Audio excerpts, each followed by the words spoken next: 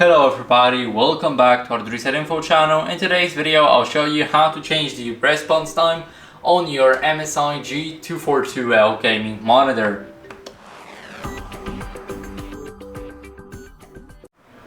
So first what we want to do is we want to go over into the settings. So as you guys can see here we have the settings of your MSI. Now let's go into the gaming section, and here in the gaming section we will have the response time.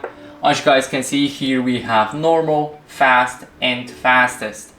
So I recommend setting it up to fastest. It's the best one out here, and when you're playing an FPS game then you want your response time to be a lot faster than just normal.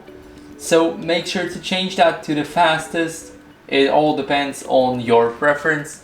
So that's basically it. I hope this video helped you. If it did, then leave a like, sub, and a comment, and I'll see you in the next one.